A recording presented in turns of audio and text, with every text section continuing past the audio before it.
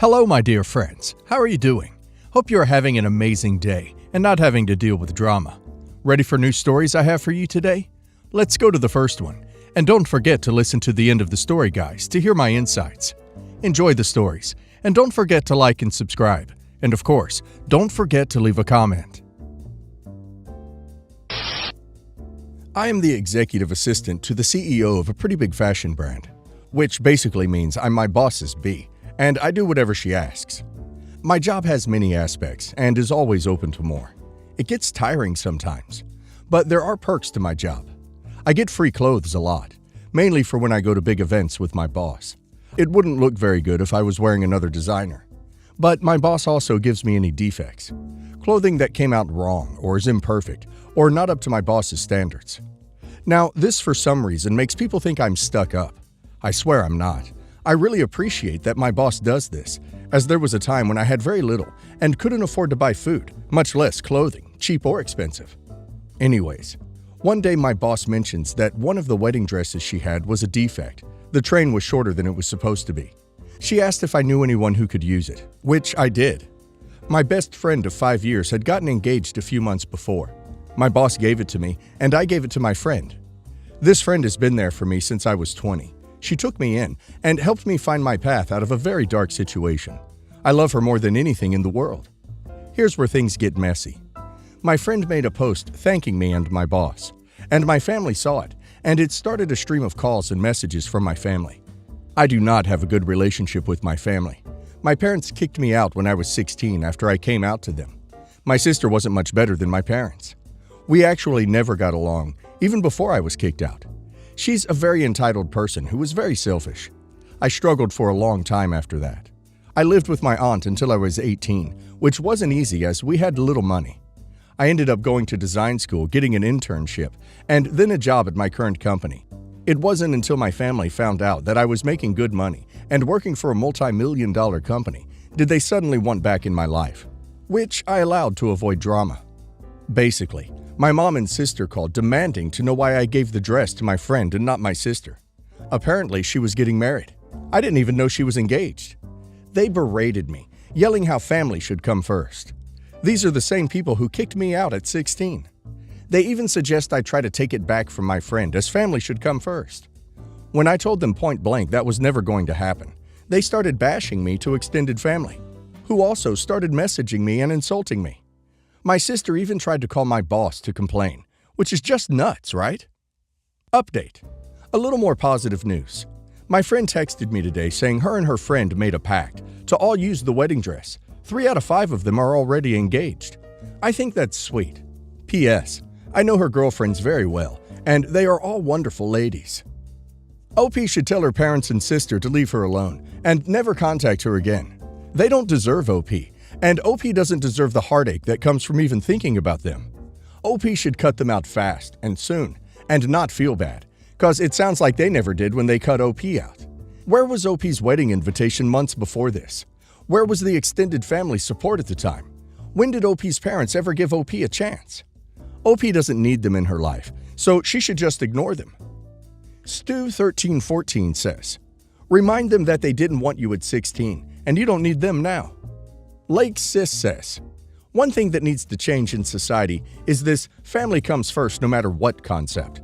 It's all fine and dandy when you're surrounded by people that support you and don't behave like a-holes in life. But then you have people like OP's family, and you're supposed to bend over their demands because culture, you share blood. Screw that. More so in your case, since you don't rely on them. Baffled Mum says, yes, this is nuts. I swear, I think everybody should have a laugh track machine at all times, so that when somebody calls with an outrageous request like this, you play the laugh track instead of arguing to show how laughable their idiot demands are. I've been divorced for almost 2 years, and a few weeks ago, my father, 67 male, my 2 brothers, 37 male and 40 male, and 4 friends, 35 male, 37 male, 38, 41 male, while very drunk, joked about how they can't believe I left my wife.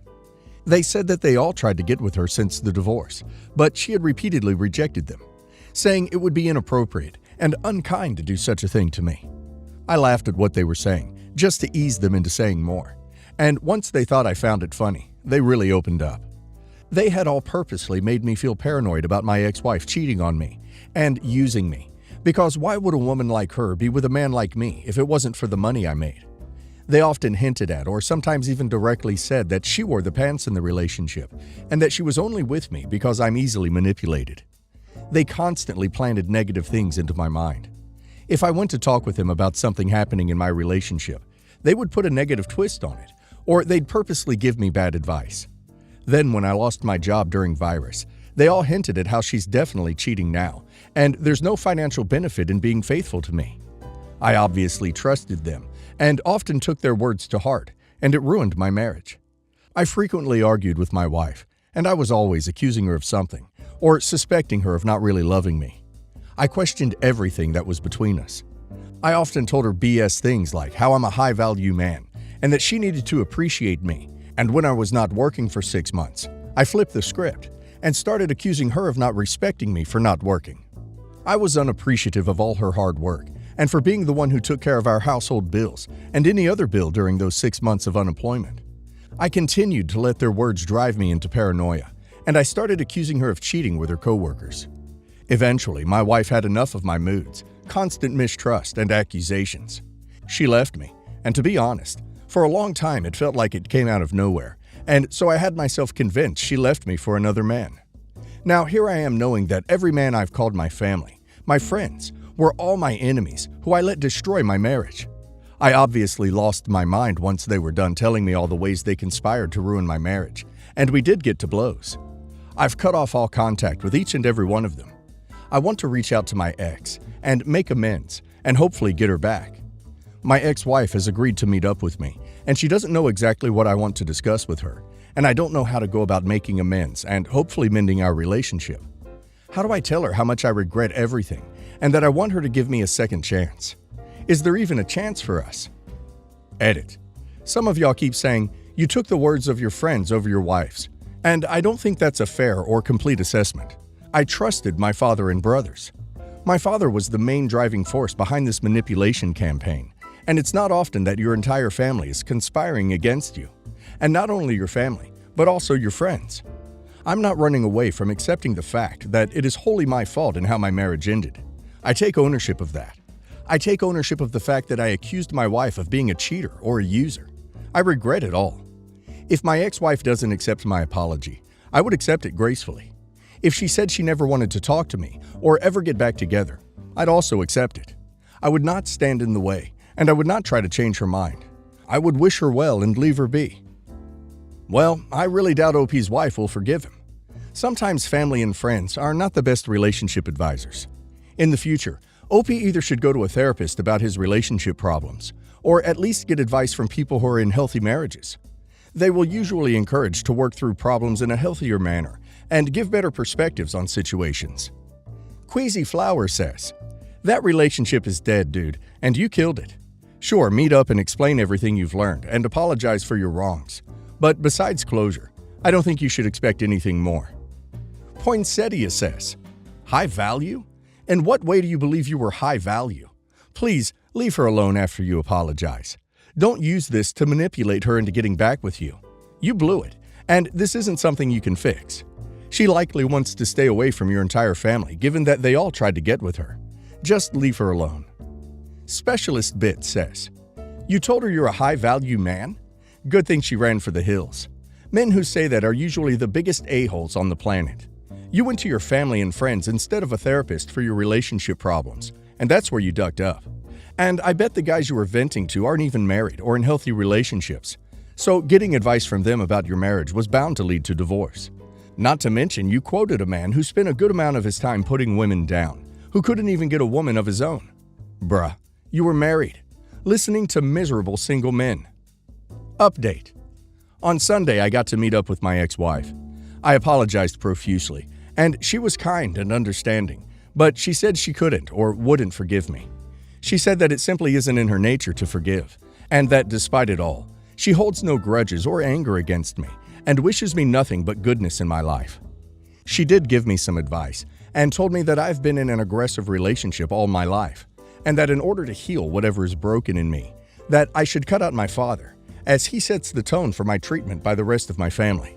She had pointed out the many ways my father has hurt me or had encouraged my family to mistreat me. She said I'd always be stagnated and unhappy if I continued to associate myself with my family and former friends. I told her that I cut them out of my life and that I've got my first therapy session scheduled in a few days. She said she was proud of me for taking my first step into healing. Our conversation was heartfelt and emotionally devastating as we discussed the many ways our marriage had failed, as well as the aggression I've experienced by my father and family. We cried the entire time. We cried a lot. We ended our conversation with a long hug, and then we said our goodbyes. Wendy and I have been friends for several years. We used to live in the same city and see one another often. I knew she had a history of traumatic relationships and had hence decided not to date. But I also knew she had a pretty intense crush on a friend of a friend I had never met, James. When I moved to another state, we stayed in touch via phone calls. She told me that her feelings for James were becoming stronger, despite the fact that they had no contact. Soon she began telling me that they were in love, but his ex-girlfriend is preventing them from being together. Because these conversations became so odd, I stopped the calls and stepped away from the friendship. This week, I visited my former city on an impromptu trip and met up with Wendy. She told me the exciting news that her and James were finally getting married after this ex had kept them apart so long. She showed me photos of a home he bought her, of horses he bought her, and of her in a wedding dress. She told me the name of the venue and invited me. Then she dropped the bombshell that James is apparently a millionaire. All of this seemed off to me, and when I got home, my concerns mounted. Her house is not packed, despite the fact she is supposedly moving imminently. Money seems tight for her. She's living in relative squalor. If she has a millionaire fiancé, why isn't he helping her? I did some digging. I found the house she showed me on Zillow, still for sale. I found the horses on a website for a local ranch that does tours. I called the venue, and they told me they are unbooked on the supposed wedding date. All the available evidence tells me that she's not getting married. My gut tells me that her and James are not even in a relationship or have any contact. I don't know what to do next. Do I confront her? Do I warn James? Are these simply lies, or are they delusions and the symptom of a serious mental illness? How do I help her? Deleted user says, "My sister tells fantastic lies kind of like this. She's never invented a millionaire fiancé, but she has a whole story about how at age 14, she leapt into a flooded river to try to rescue a drowning kayaker. And another story about how she was doing sound for a famous band, and in the middle of the show, the lead singer stopped the show to talk about how beautiful she was. I guess what I'm saying is that based on my experience with this kind of thing, the person telling the lies is not exactly delusional, but more driven by a pathological need to impress other people and to portray their self and their life as better, the best, just so amazing. I suspect your friend is having a fairly bad time and really does not want to admit that she's single and poor. Of course, I could be wrong, and James may end up locked in her basement. Can you guess who I am, says. If you've never met him, he almost assuredly doesn't exist. Your friend is either having some kind of mental health episode or is a pathological liar. You should probably make a small effort to find out which. Update. So after reading all the responses here, I became increasingly more concerned. A background piece not included in my original post is that all the players in this scenario are connected by a recovery community. Because of this connection, I knew the ex, Ashley, some years ago, and we were still on one another's social media. I decided to reach out and ask about James. That evening, Ashley called me, and we then conferenced in James. As it turns out, he is married to another woman, and they have a child. He and Ashley never dated, and aren't even really friends. They simply used to chat at a large meeting that was also attended by my friend, Wendy. They believed that she saw them speaking there and created a delusion that they had dated, and Ashley was now poisoning James against Wendy. All the while, he was married to another woman. Over the course of the last 2 years, Wendy has approached James at multiple meetings with declarations of love. He reiterated to her each time that he was married and stopped attending that meeting to avoid her. But oddly, she ended up at his next meeting again and again. She approached his sponsor and friends, telling them they were in love. She also approached Ashley, threatening her with a restraining order because she believed Ashley was conspiring against James and her as a couple because they were together now. The second time she approached her, 6 months ago, Ashley called the police and made a report. Until our conference call, Ashley and James didn't realize how they were connected, and they didn't know the extent of the delusion. When I told them about the marriage date, they were very concerned. James called the police. I called the emergency mental health line looking for help, but their only suggestion was to call the police and ask for a welfare check on Wendy, which I did. Knowing that she has no connection to James and is living in a complete delusion made me so concerned for her. Once the wedding date came and she didn't get married, what would happen? How would she mentally process that? I was given a reference number, and when I called back, was told they made contact but did not intake her since she didn't appear dangerous. Since the check, she has ignored my calls. The wedding date came and passed, and I heard nothing. At this time, I feel like I lost a friend, but she was already gone in these delusions, and I did what I could to help. Going forward, I hope to get updates from other people in the community that she is doing better and hopefully abandons these delusions.